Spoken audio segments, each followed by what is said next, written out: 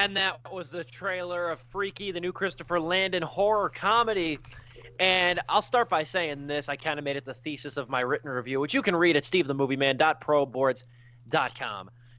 Above all, with Freaky, I think that the movie shows the evolution of Christopher Landon's directorial and writing style. I think that it has grown exponentially in the last couple of years.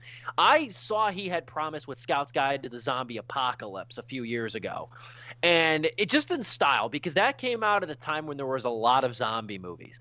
And it's nothing super original, but I'm like, you know what? I remember even saying it when I was kind of walking out of the theater. I'm like, that was a familiar concept done really well. A lot of personality in that movie. Mm-hmm. Happy Death Day followed a couple years later with Jessica Roth and Israel Brashard. And then the sequel came out, Happy Death Day to You, which I actually thought was better than the original. Same. In a lot of respects. Yeah, I know you do too. I liked Happy Death Day to You quite a bit. And that's kind of been the thesis of Christopher Landon's career throughout, is that Scout's Guide was a zombie movie. Happy Death Day and its sequel were kind of reworkings of the Groundhog Day formula. This movie could really be called Freaky Friday the 13th. That's originally what it was called, actually. Yeah, okay, yes. I didn't know that. But I didn't know that, and that's how I was describing it to people. Mr. Jason Voorhees and his lawyer stepped up, and they went, and they changed that real quick. But yeah, that's really what you could have called this. And again, it does the same thing as kind of Happy Death Day did. It takes a familiar concept that you're probably a little bit tired of, and it's body swapping, but it infuses the concept with purpose, wit, and gore. Mm-hmm. And I don't want to dive in right now, but there's two scenes in this movie that made me realize that Christopher Landon's growing as a director. And he was good before, but he's growing and evolving in really noteworthy ways. There's two scenes in particular I'll address in a bit. I thoroughly enjoyed this, though. I think this was really well done in a lot of regards. Perfect, no. But I think it's a movie that's heightened by the personalities, but there's so much going on here that's creative and a little bit inventive that the movie isn't carried by the personalities. And that's what I think is probably one of the most noble things about it. Joe, your thoughts on Freaky? General thoughts on Freaky. I never saw the Scout's Guide zombie movie, so I can't speak on that. But yeah, Happy Death Day, both movies I enjoy a lot.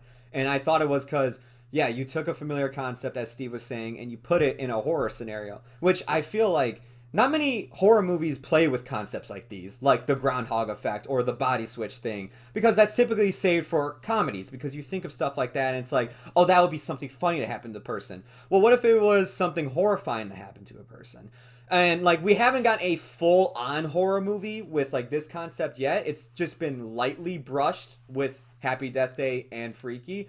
But in terms of his directing, yeah, he has grown so much, and you could tell in this movie. Writing, I didn't notice too much. I kind of felt like it was just the same as I saw in Happy Death Day, but again, you've seen him at an earlier period. I didn't even know he wrote the Paranormal Activity movies.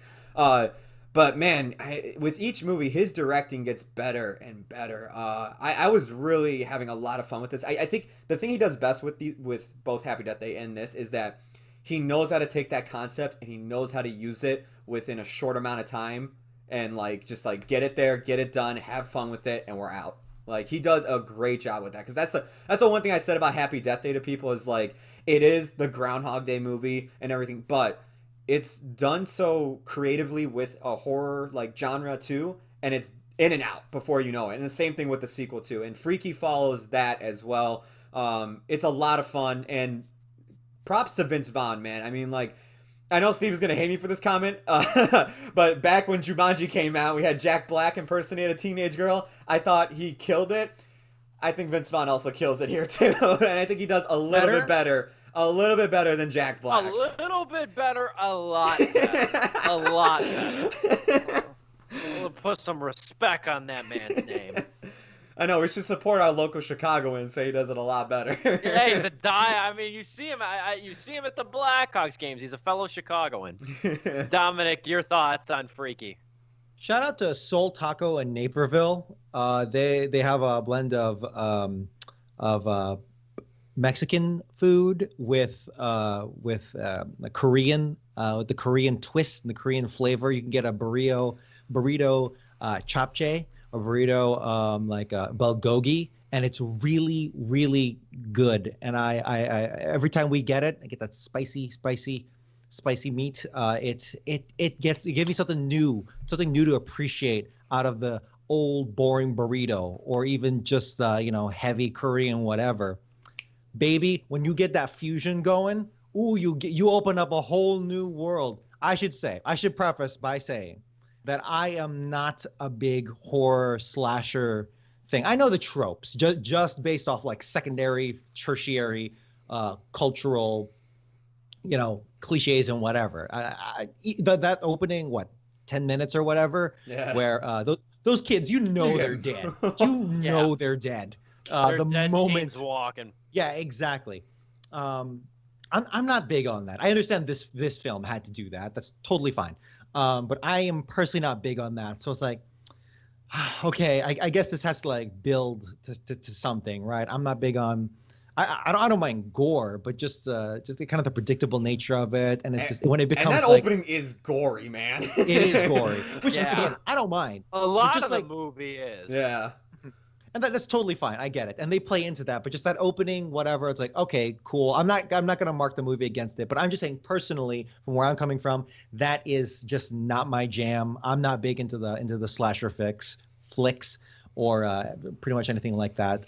But that pays off awesomely in where it goes, because I knew exactly, like, as soon as I read the one sentence description of this movie of like, yeah, it's Freaky Friday the 13th essentially, and Vince Vaughn swaps killer and victim switch bodies. I'm like, I'm sold. I'm in. I will watch that because that sounds like something that is accessible to me, and this movie was super successful at being accessible. And I really appreciated that, because all I was really waiting for is for Vince Vaughn to run like a girl. And dude, he sold that girl run really damn well. Yeah. Like it was like, he's dressed like a bum too, which is the best part. And just that first and foremost is that they hooked me with a premise before I even watched it, and they executed that premise exactly the way I was hoping that they would, with some slight twists, but really nothing that they needed to deviate from. They just milked the premise as best as they could, and they are right to do so, because it's such a novel idea. You're right. Every time, go ahead. We've always seen it. Oh, the old person switches with the young person, and now they understand where they're both coming from. Exactly. No, screw the whole lesson, dude. The lesson here is like, don't be a jerk like Vince Vaughn. Yeah, exactly. And it just so refreshing. Even something like Palm Springs, which I gave, I think, a 4-star review to. You did? It's like, yeah, I know how that plays out to a degree, maybe not exactly, but I know the tropes associated with it. But it's just awesome when they do it right. Same thing like we said with Just Mercy and many other kind of cliche things that are still awesome. And here with Freaky, yeah, it breathes some life into a lot of life into that formula. And I'm saying that again as someone who hasn't seen a lot of slasher flicks, but kind of just knows the genre just from, secondary, tertiary sources. The secondary thing that actually really made me appreciate it. So once they hooked me and got that good hook going, I was really enjoying all the character work that was going on here. Not particularly deep, but just the funness, the pure funness of getting to know all these quirky characters. So even like Kathryn Newton as the main character, Millie the girl. She pulls off a very believable angsty teenager who's like going through some stuff. Celeste O'Connor as Nyla Jones is kind of she's there to a good degree, strong performance. But dude, I hope I'm getting his name right. Misha Osarovich as the gay friend. Dude, he's amazing. Aces, not good. He's good. He is damn good, and he plays so well. Apparently he's been in other horror movies as well, but like that apparently like a TV anthology like NOS 482, I don't know. But in terms of dude, they do something with his character with specifically with his parents that absolutely floored me just because it came out of nowhere, and it's like I don't want to spoil it. I don't want to spoil that, but you all know what I'm talking about. I know. I hate to lead on spoilers like that, but just in terms of how fun it was to see this group assemble and come together, as trope as it is, was just damn fun to see. And it's just once you get past I'll end this section by saying that once you get past the gimmick, you really just rely on these actors playing these characters, and it is super really playing these goddamn characters, and it was super fun for me. And I'll say, I mentioned there's two scenes in particular that I was taken with. In part because they show that Landon's really growing as a director, but also because I think they add something to the movie. The first scene is the fitting room scene, where it shows Millie as the butcher and Vince Vaughn's body in a changing room, and then has a conversation with her mother, who doesn't know it's her daughter inside of the Blissfield Butcher's body. But it adds a level of humanity, because it goes on for a few minutes. It goes on for about 3 minutes. Yeah. It adds a level of humanity to the characters and stops it from feeling like a carbon copy slasher. There's emotion tethered to the characters, because Millie's sister is a workaholic, her mother's an alcoholic. Like, there's gravity here. I mean, I'll forgive the fact that the movie tries to make me buy that Kathryn Newton is an unpopular outcast of her school. Thank you. Because it looks like she didn't brush her hair and has funky fashion. Like, come on, but that's neither here nor there. That's one of the scenes, that fitting room scene, I absolutely loved, because there's even touches of humor, but it's a very sweet scene. The other scene, it's really a shot. It's really just a technique. It comes at the end, when Millie's friends outrun Millie as the butcher again. It's when they are running to try to race to, do the reversal body swap at midnight. And they're running. The shot is of Vince Vaughn's character running.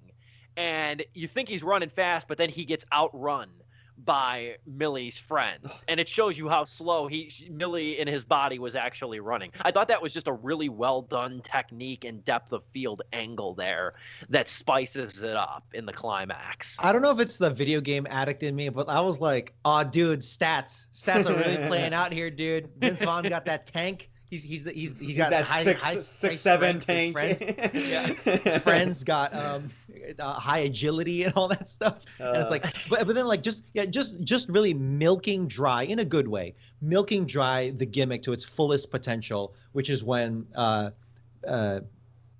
Millie, who is inhabited by, she's the killer in the sense, after they swap, when she plays into playing the innocent teen girl who's being chased by big scary Vince Vaughn, even though after they've switched, of like, okay, that's good. That's what I was hoping to see, because that just the natural progression of the gimmick was really just what I was looking for here, and they delivered. Yeah. And Vince Vaughn too, he's taken on a handful of different roles over the years, and he's very good here. But I mean, he was a focus in the main character in a thriller called Term Life, which not a lot of people saw. He was damn good. It was one of my favorite movies of 2017, in Brawl in Cell Block 99, which was an excellent movie where he's a one-man killing machine in prison. And it's so different for him. And this is kind of different too, but he can flex his comic timing in like a new way. Yeah. And I think that shows his range. It's not the typical, oh, I'm Vince Vaughn, I just shrug my shoulders and, like, I'll just say something quippy at the very end of the scene or something, like, I'm just a single guy living in his basement, whatever. Like, it's not that Vince Vaughn anymore. It is something new in a comedic way, and it's like, God, this was so refreshing to see him in this, and he was really good. I still gotta see Cell Block 99 though, like, after your recommendation. Yeah, tell me, with Vince Vaughn, is he like going through a renaissance, or I know he's always probably been good, but like, when was his dip, if there even was one? Well, I think there was a period of time in the late aughts.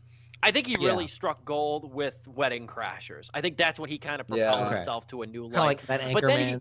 Yeah. It was like Wedding Crashers, Dodgeball. It was like a streak of that. Dodgeball. But then the other one after that, he kind of took a break. Like then there was the Dilemmas, and then there was Couples Retreat, or the Dilemma. Then there's Couples Retreat. Then there's Four Christmases. Then it was kind of just a string of middling comedies where it was like he was trying to get by on romantic comedies, like almost doing as little as possible, kind of like the Sandler thing, where he's not really doing anything special. He's not challenging himself. But as of late, he's taken on some really interesting, like meaty roles that have made him an interesting presence. He was also on the new season of Curb Your Enthusiasm. I thought he was damn good too. Oh wow! I think on there he's in Hacksaw Ridge as well. We about to say that. Yeah, he's in Hacksaw Ridge. That was when he entered everyone's minds collectively. We all thought, "Oh, damn, yeah, Vince Vaughn. He's actually an actor. Yeah, like, he's not a joke." Which, if you've been following him for a while, I'm sure there was evidence beforehand. But yeah, I mean, at the very least, True Detective season 2 as well, where he showed some more acting chops. Mm-hmm. I never saw it, but in terms of like, well, there you go. That's what I'm saying, is that I'm sure he never really was gone or anything, but just in terms of just re-entering everyone's minds, like, oh yeah, Hacksaw Ridge, goddamn, Vince Vaughn. And at the very least, Freaky is like almost like I guess an apology for Psycho, for the Psycho remake. There you go. I tell you, we mentioned Gus Van Sant's Psycho on this podcast today too. I think if I had one gripe with this thing, because I know I don't want to push too far into Sleepless OT, we'll try to wrap things up here, put a bow on it shortly. But I think the only complaint I have, the only gripe, and it's probably petty in some people's eyes, is that I think it's over. The comedy here is so pervasive that it undercuts a lot of the suspense. And that's kind of my only gripe here, is that there's the lighthearted tone is so pervasive in this that the suspense doesn't come with that unnerving punch you always want. I think the saving grace is the style. I think Laurie Rose is a hell of a cinematographer. Yeah. I think the style offsets a lot of that, which didn't make it too big in my mind. There's not really I didn't find this movie creepy, but even in like the scenes when it was getting a little more tense, I really looked towards the style, which elevated it. So even then, it was offset by the abundance of style there, and that's really one of the only gripes I have with the movie. It's not really a big one. I have a few gripes actually with it. The ending of this movie, it ends and then the fourth act starts, and you're just like, what the hell is going on? That totally killed the momentum. And I was like, wow, like, because the worst part is it fades to black, and I was like, you know what? Yeah, if they want to end it there, that's fine. Like we're done. But then it does something else, and I'm just like, oh no, we don't have to do this, guys. You didn't. Like, it's a little extra. Yeah. You didn't invest that much. No, yeah, because that's the other thing is like dressing room scene good. Yeah. That wasn't enough. The fourth act goes back to this whole like thing with her family, and the thing is like the movie didn't really focus on that entirely. That dressing room scene was touching, and it at least gives you closure between Millie and her mother, like, in the relationship that they're having right now. But it is like I didn't need to go past further than that because the movie wasn't really focusing on that. And the fact that it tries to go back around and be like, no, this is all about the family and everything. I was like, it really wasn't. It wasn't even that like great of a scene. It was just like something that was pretty clever. And even the last line they ended on, like, I got it because it's a callback to the beginning of the movie, but I was just like, eh. The other gripe I have is all the high school drama stuff that you have to sit through in the first, like, 10 minutes of this movie. I know, like, this movie is following tropes because it's doing the Freaky Friday thing, but damn, when you hit those high school tropes, it is rough to get through because it's just like, oh my god, every movie's doing this. Like, because it's like, horror movies do this all the time because how many horror films take place with high schoolers or kids? We have It. We have, like, a lot of Blumhouse movies. So it was just like, damn, like, the first 10 minutes for me, other than, like, the opening kills, when we're going through the high school drama, I was like, man, we need to speed this up a bit. But other than that, solid ride. Not only that, but fair. That last line's a little wince-inducing. Yeah. The fourth act is really weird because it's like it was like they were implying as if this deep exchange of ideals happened between the two main characters, Vince Vaughn and oh my gosh, I'm so bad, Kathryn Newton. It's like as if there was like a real connection. It was like Sherlock and oh my god. Yeah. Moriarty. Sherlock's greatest rival. Moriarty. Yeah, Moriarty. Yeah, thank you. It's like, yeah, as if it's like that. It's like, no. This, you milked it dry. Not dry, but like, you milked it well, tastefully, stylistically, but you didn't earn this. Yeah. And that totally that left a sour taste. But then I had to look back and look at all the fun that I had on it. So are we going to? Can that be my closing part of my closing thoughts as we're moving into that? Yeah. With that being said, it was a fun ride that was, for me personally, a little slow to get into and got real slow coming out. But the highs I had with something that's formulaic, again, acknowledging that it's not a formula that I even watch that much, but I do know the tropes enough, and I recognize that they were really doing something cool with it. Maybe not particularly deep, but something cool and fresh. And I really appreciate that. And that's really all I was there for. So I got to give this a strong 2.5 out of 4 stars, because those, again, as I said, once you get past the gimmick, you really fall back on the fun of the characters, and the actors were doing pretty damn good here. Mm-hmm. And looking back on it, I cannot possibly go lower than that, because it was the highs were damn fun, and the back seat of the car scene with Vince Vaughn and the crush, hell yeah, dude. That was like, are they gonna go for it? That was good stuff. Hell yeah. That was pretty good stuff. I'll admit. I think ultimately, though, I think the visual personality of this movie is great, and I think it's awesome too, because now we have a track record with Landon. I think it's good that he knows a good movie doesn't start and stop at a concept. You have to work to develop and hammer out that concept, and he provides this one with the intangibles it needs to be memorable and feel fresh as opposed to derivative, as well as evoke that human touch that makes it resonate, which I think he does with these characters. It's a rock solid 3 out of 4 stars from me. I'm happy for Landon. I'm happy for Blumhouse. They got yet another winner on their hands. And I think that this movie, too, like, seeing the numbers, it's doing very well on premium video on demand. I probably should have mentioned that at the beginning. You can rent it on Amazon. You can rent it, I think, on Amazon. You can rent it on Google Play, Vudu, and YouTube. But it's doing really well. And I think that it was a good move even to send this here, because I think there's a lot to like. So it's 3 out of 4 stars from me. And Joe will have the honors of sending us home with Freaky. I mostly line up with more what Dom said. Coming in and going out of this movie, it is slow. It is like a bit to get through, and it's just like, but that sweet middle, man, like, it is so good. There's a lot of fun to be had there in the middle.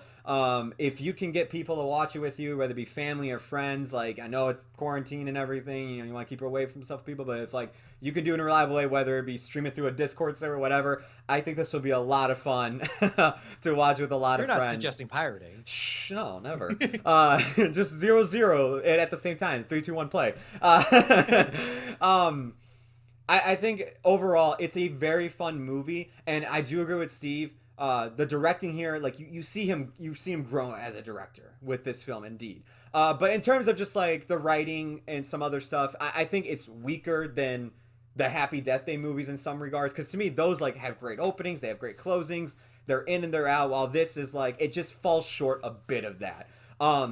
Like Dom, I am giving this also a strong 2.5 out of 3 stars. I know 2.5 sounds bad, but trust me, it is a fun time.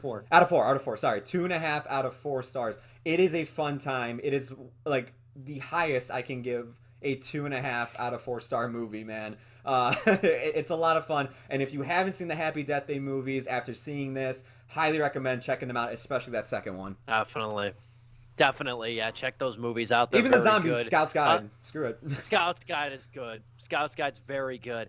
And it's funny, we kind of circumvent, too, because that movie as well was one of the ones that was like trial running, coming to video on demand 17 days after it dropped out of 600 theaters. So we kind of come full circle with the HBO Max discussion. You love to see it.